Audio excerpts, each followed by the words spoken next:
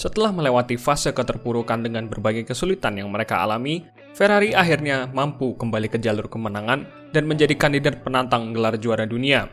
Itu didasarkan dari performa mereka pada dua balapan pembuka musim 2022, di mana Charles Leclerc berhasil keluar sebagai pemenang race pertama di GP Bahrain dan finish di posisi kedua serta hanya terpaut tipis dari Verstappen di GP Arab Saudi pekan lalu. Dari performa yang ditunjukkan Ferrari di tes pramusim sampai pada dua balapan tersebut, rasanya sulit jika kita tidak menyimpulkan jika Ferrari telah kembali ke papan atas dan siap untuk berduel dengan Red Bull dalam perebutan juara dunia musim ini. Tapi, pertanyaan terbesarnya adalah, apakah mereka benar-benar siap untuk itu?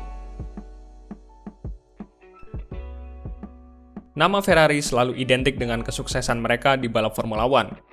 Sulit jika tidak mengaitkan Ferrari dengan era kejayaan mereka bersama Michael Schumacher pada awal 2000-an dan semua prestasi yang sudah diraih di F1. Tapi, jika kita melihat performa tim ini dalam satu dekade terakhir, rasanya cukup menyedihkan melihat prestasi mereka. Kombinasi antara ketidakberuntungan atau nasib apes dan kesalahan manajemen membuat Ferrari bisa dibilang minim prestasi selama satu dekade terakhir. Mereka sebenarnya beberapa kali bisa tampil sebagai penantang gelar, tapi itu selalu berujung kegagalan dan lagi-lagi memberi harapan palsu bagi para tifosi. Paling dekat tentu ada di musim 2017 dan 2018, ketika mereka sudah mendapat mobil yang kompetitif, namun gagal memanfaatkan momentum ketika mencapai pertengahan musim dan harus mengakui keunggulan Mercedes. Tahun 2018 mungkin bisa dibilang adalah tahun paling kompetitif bagi Ferrari sepanjang F1 era hybrid. Mereka mampu tampil kompetitif dan mencuri sejumlah kemenangan krusial sampai pertengahan musim. Momentum Ferrari mulai hilang ketika Sebastian Vettel membuat kesalahan pada GP Jerman dan membuang kesempatan untuk mempertahankan keunggulan di klasmen. Sempat bangkit dengan mendapat kemenangan di GP Belgia, Ferrari kembali kehilangan momentum saat Vettel melintir pada lap pembuka GP Italia. Setelahnya, mereka tidak mampu mengejar Lewis Hamilton dan Mercedes, kemudian gagal mempertahankan level kompetitifnya di papan atas. Kegagalan Ferrari saat itu merupakan kombinasi antara kesalahan manajemen dan nasib yang memang kurang mujur.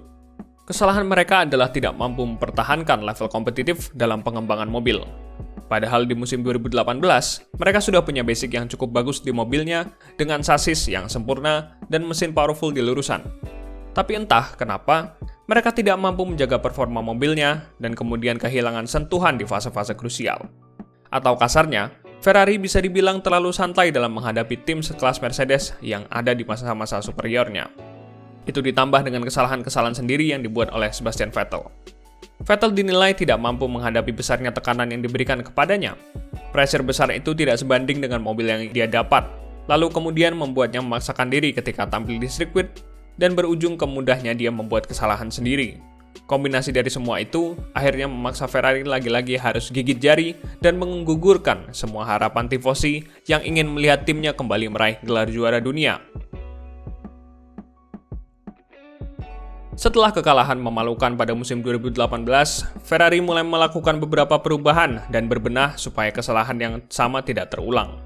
Dari pergantian bos tim, Maurizio Arrivabene diganti oleh Mattia Binotto yang sebelumnya berposisi sebagai Chief Technical Officer atau CTO, yaitu pimpinan tertinggi divisi teknis Ferrari.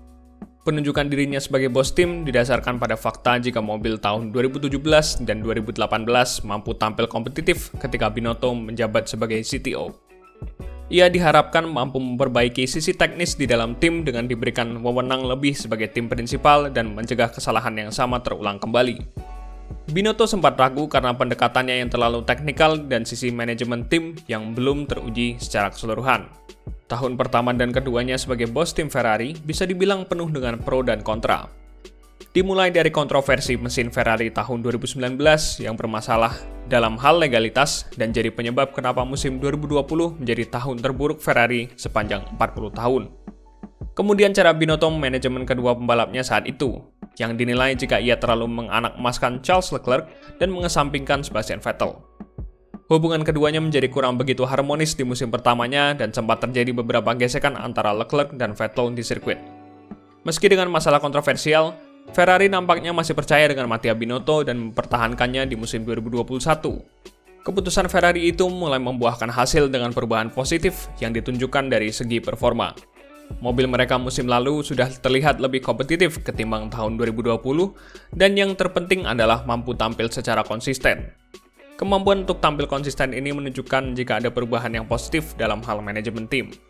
Keahlian Binotto dalam hal teknis mulai terlihat pada 2021 dengan cara ia mengatur mengembangkan mobil supaya tidak kehilangan performa seiring berjalannya musim. Ia tahu kapan fase atau kapan saatnya untuk memberikan upgrade di mobil, kapan saatnya mengembangkan mesin, dan apa yang harus dibutuhkan supaya bisa tampil kompetitif. Binotto juga mampu untuk memelihara situasi internal tim supaya tetap kondusif walaupun punya duet pembalap paling kuat dan paling ambisius di F1 saat ini, yaitu Leclerc dan Carlos Sainz. Jadi, bisa dikatakan, jika perubahan yang dilakukan Ferrari sejak kegagalan mereka tahun 2018 mulai bisa dirasakan sekarang. Walaupun sempat diragukan, tapi harus diakui jika Binotto paham betul dengan permasalahan Ferrari dan perlahan-lahan ia mulai memperbaiki kesalahan yang dibuat timnya di masa lalu. Musim 2022 menjadi puncak dan hadiah keberhasilan dari semua usaha serta perubahan positif yang mulai ditunjukkan sejak tahun lalu. Dari 2 balapan pembuka di Bahrain dan Arab Saudi, Ferrari sudah menunjukkan jika mereka sudah siap untuk bertarung dengan Red Bull demi gelar juara dunia musim ini. Itu nampak dari cara Ferrari manajemen balapan mereka, terutama dari segi strategi. Mereka cepat dalam bereaksi dan paham situasi balapan seperti apa.